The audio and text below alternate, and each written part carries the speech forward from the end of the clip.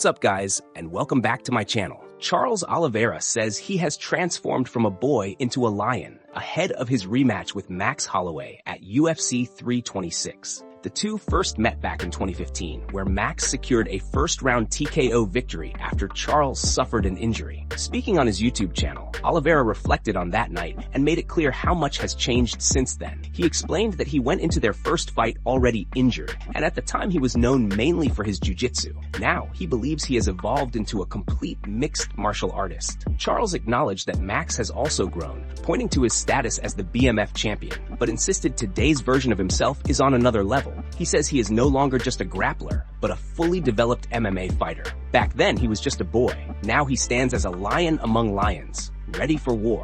And before we continue, make sure to leave a like on the video and subscribe to help support the channel. Moving on to another news, Nate Diaz has hinted at a possible UFC return as talk grows about a proposed White House card in June. The 40-year-old took to X and reminded everyone of his impact on the sport, saying he brought value to a whole division and created some of the dopest fights. Diaz claimed he still has unfinished business and plans to take what is his as soon as possible. The post quickly sparked speculation about a trilogy with Conor, whom Diaz submitted in 2016 before losing a close decision 5 months later. Diaz made it clear he is coming back. Moving on to another news, Volkanovski is reflecting on two defining chapters of his career: his first clash with Islam Makhachev and the unforgettable Bald Volk era during his trilogy with Max Holloway. Looking back, Volk believes both moments played a massive role in shaping his legacy, even though one of them came in defeat. Speaking about the first fight with Islam in Perth, Volkanovski described it as one of the biggest moments of his entire career. At the time,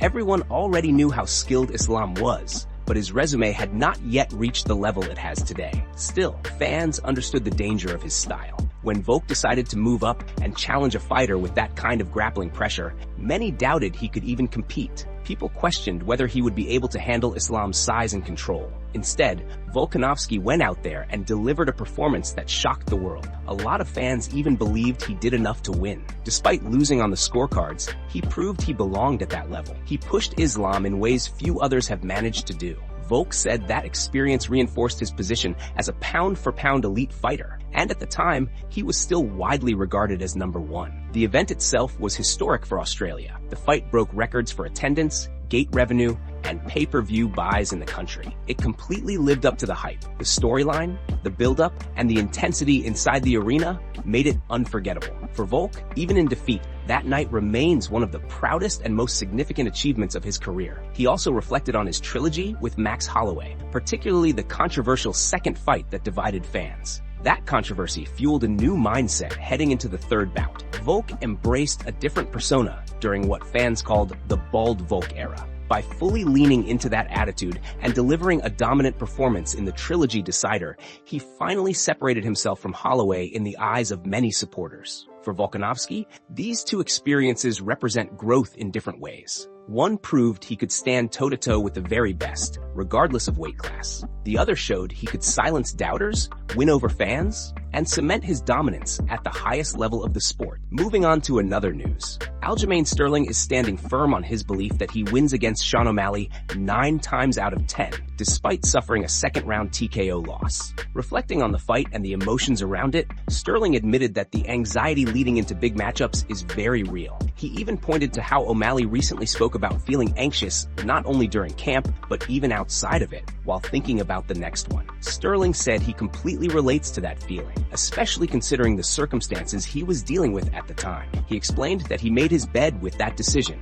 and accepts that the better man won on the night. Still, he refuses to say that O'Malley is the better overall fighter. In his mind, that was simply the one time out of 10 where things went O'Malley's way. Sterling believes the result does not define the full picture of their abilities. When it comes to a potential rematch, Sterling made it clear there is no bad blood. He described O'Malley as a good dude and said he calls situations as he sees them. However, he did mention feeling that the circumstances favored O'Malley. Sterling had a quick turnaround, roughly 3 months, which he believes made things tougher. He also highlighted the significant weight cut, noting that cutting to 135 pounds from around 174 is no small task. For him, going through that process and then being told to be ready to perform at the highest level added another layer of difficulty. Even so, He owns the result and remains confident in his overall skill set. Moving on to another news. Tensions are rising between the boxing and MMA worlds after Shakur Stevenson and Terence Crawford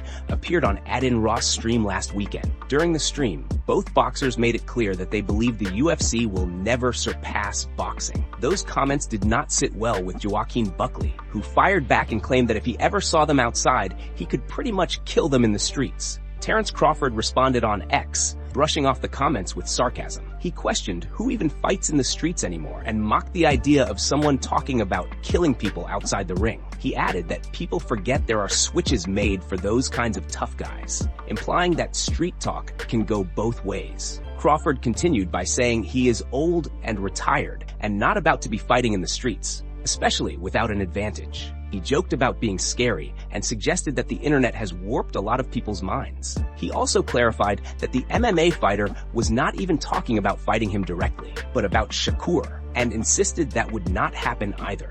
Buckley responded again with a video, accusing Crawford of deflecting. He said Crawford was talking crazy about keeping a switch and needing protection if they ever crossed paths. Buckley made it clear he does not want anything to happen in the streets, and that he was simply giving an example of what would occur in a one-on-one situation. Instead of street violence, he proposed something official and controlled. Buckley invited Crawford to spar in the ring, suggesting they could even go live and make it entertaining for the fans. He pointed out that Crawford spends plenty of time in Vegas and works out at the Apex. Buckley said the world would love to see it and insisted he is dead serious about testing skills in a combat sports setting. He emphasized that this is about proving who the better fighter is, not about street credibility. Buckley even claimed he would be willing to do it for free, saying it has nothing to do with a payday. He announced plans to be in Vegas around March 7th and extended an open invitation to Crawford to meet at the Apex. Buckley also mentioned he would be in Detroit for Claressa Shields' fight on February 22nd.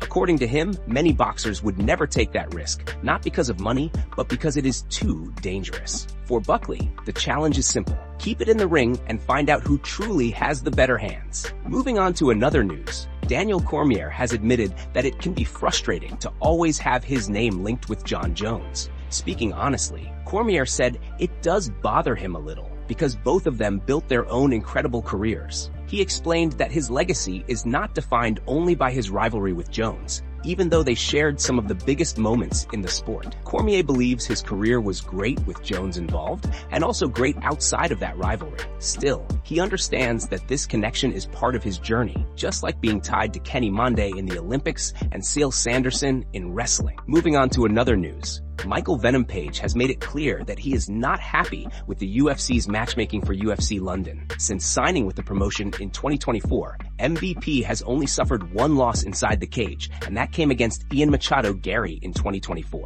Outside of that setback, he believes he has proven himself as a serious contender in the welterweight division. However, for UFC London on March 21st, he has been booked against unranked prospect Sam Patterson. Patterson is currently riding an impressive 4-fight win streak since moving up from lightweight, but from MVP's perspective, the matchup feels like a step down the ladder. Adding to his frustration, the bout is scheduled to open the main card. For a fighter with his experience and profile, Page feels the placement and opponent suggest that he may not be in the promotion's good graces right now. Speaking in a recent interview, Page admitted this was not a fight he expected or was even looking for. He explained that it is particularly frustrating because Patterson is someone he has previously worked with while preparing for other fights. That familiarity makes the situation even more uncomfortable. Page said he knows Patterson well, respects him, and has even enjoyed watching him grow as a fighter. Because of that, he never imagined he would be put in a position where he might have to stand in the way of Patterson's rise. MVP emphasized that he has a lot of respect for Sam and considers himself a fan, which makes the booking even harder to accept. He reiterated that this was not the fight he wanted and admitted he is unsure how the UFC truly feels about him or his fighting style. That uncertainty has left him questioning where he stands with the promotion. According to Page, even a victory in this matchup may not do much for his career trajectory, aside from potentially producing a highlight reel finish that forces the UFC to push him more. Still, he does not feel confident that he is currently favored by the organization. For a fighter who prides himself on delivering excitement and star power, the situation feels confusing and difficult to navigate as he looks toward the next chapter of his career.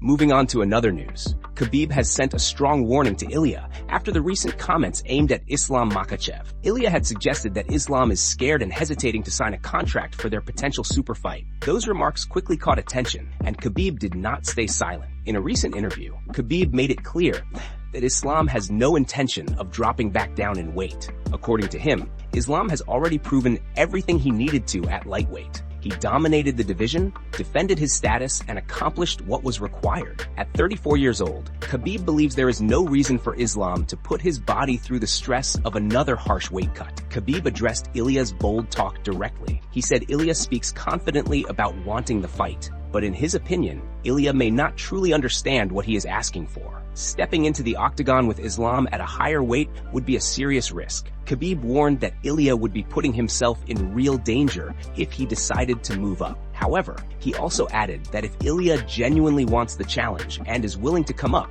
then the fight can absolutely be made for the fans. These comments arrive amid growing speculation about a massive White House event, where a showdown between Islam and Ilia has been heavily discussed. Islam has already shown positive interest in the matchup, fueling even more hype around the possibility of a champion versus champion clash. The situation also affects the rest of the lightweight picture. Justin Gaethje currently holds the interim belt and has been linked to a title unification bout. If Islam versus Ilia becomes official, Gaethje may have to defend or unify against another contender.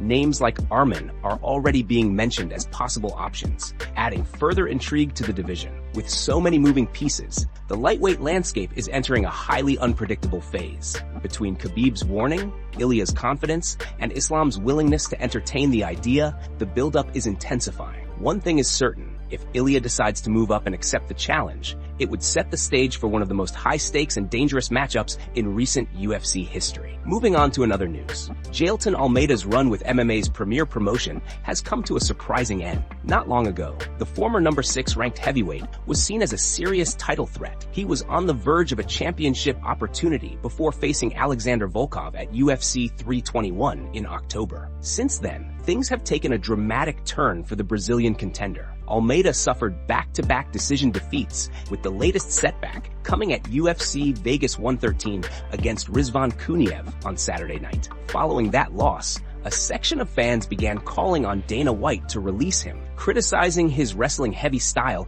and claiming some of his fights were difficult to watch. Soon after, confirmation came that Almeida was no longer with the promotion. The decision sparked mixed reactions across the MMA community. While some fans celebrated the move, others felt it was far too harsh given his recent body of work. One supporter pointed out that Almeida was cut while other heavyweights remain on the roster despite extended losing streaks. Another fan compared the situation to Tai Tuivasa, noting that he has gone winless in his last 6 fights and is still employed. Several fans argued that labeling Almeida as boring ignores his previous success. Before this 2-fight skid, he had only 1 loss in more than 10 bouts, many of which ended in first or second round finishes. Critics acknowledged that his grappling dominant approach may not appeal to everyone, but still questioned whether cutting him was justified, especially as he was exploring a potential return to light heavyweight. For many observers, the move feels abrupt for a fighter who was recently considered a rising contender. Moving on to another news.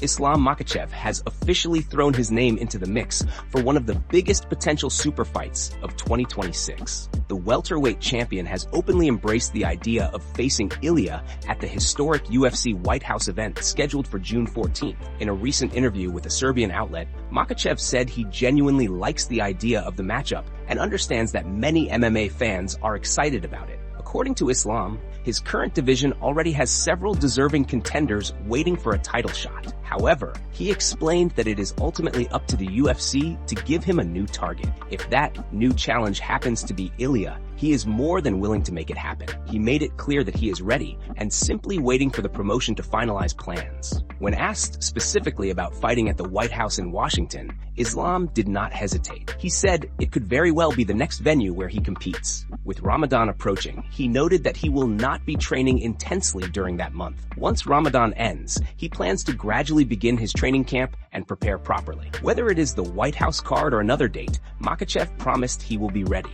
The potential clash carries massive intrigue. Ilia, who holds gold in the lower weight class, has been linked to several blockbuster options. Justin Gaethje has been considered a front-runner after his interim title win over Paddy Pimblett, but Ilia's team has hinted that other names are also being discussed. That has fueled speculation that a champion versus champion showdown at 170 pounds could headline the ultra-exclusive event. Dana White has already described the proposed White House card as potentially the most watched UFC event ever. With matchmaking discussions moving quickly, the possibility of Islam versus Ilia on such a grand stage adds even more hype. Ilia recently confirmed he is back to training full-time after dealing with personal matters, setting the stage for a super fight that could capture global attention. For now, Makhachev's stance is simple. He respects the contenders in his division, but if the UFC wants to deliver something special for the fans, he is open to stepping up against Ilia and making history on one of the sport's biggest platforms.